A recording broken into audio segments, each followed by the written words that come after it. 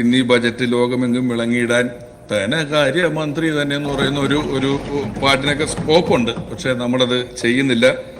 ഇത് എന്നെ ഉദ്ദേശാണ്, എന്നെ തന്നെ ഉദ്ദേശാണ്, എന്നെ മാത്രം ഉദ്ദേശാണ്. പിണറായി വിജയൻ എന്ന സഖാവിനു 100 കോടി അഭിവാദ്യങ്ങൾ.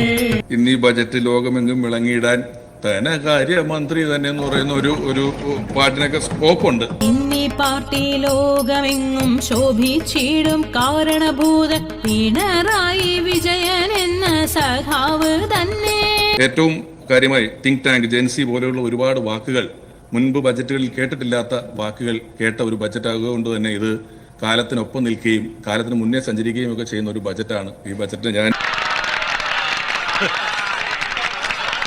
പാലക്കാട് ജില്ലയിൽ നടന്ന ഒരു പൊതുപരിപാടിയിൽ എന്റെ എതിർ സ്ഥാനാർത്ഥിയെ കണ്ടപ്പോൾ അദ്ദേഹത്തെ കെട്ടിപ്പിടിച്ചു.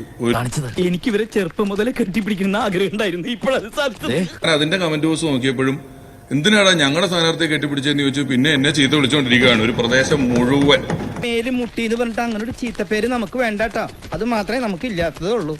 ഞാൻ ഇതെന്താ ഇവരിങ്ങനെ വിളിക്കുന്നതെന്നൊക്കെ ആലോചിച്ചപ്പോഴാണ് അറിഞ്ഞത് നമ്മുടെ പ്രിയപ്പെട്ട ജനീഷിന് ചോറ് കൊടുത്തതിന്റെ പേരിൽ ഒരാളെ പാർട്ടിയിൽ നിന്ന് പുറത്താക്കിയിട്ടുണ്ടായിരുന്നു എന്നുള്ളത്. അപ്പൊ ഇപ്പോഴും ഇൻക്ലൂസീവായി ചിന്തിക്കുക എന്ന് പറയുന്നത് ഇവരെ പറ്റി ഇവർക്ക് സാധിക്കുന്നില്ല. അതെന്താണെന്ന് എനിക്കറിയില്ല.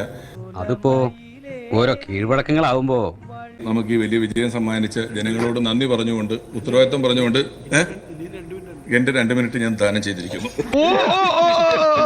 ഇന്ന് ഈ ബജറ്റ് ലോകമെങ്ങും വിളങ്ങിയിടാൻ ധനകാര്യമന്ത്രി തന്നെ എന്ന് പറയുന്ന ഒരു പാട്ടിനൊക്കെ സ്കോപ്പുണ്ട്. എന്റെ തലയിലെ കാക്കാണ് ഇതെല്ലാം കൂടി. എങ്ങനെയുണ്ട്? എന്ത് ചെയ്യും?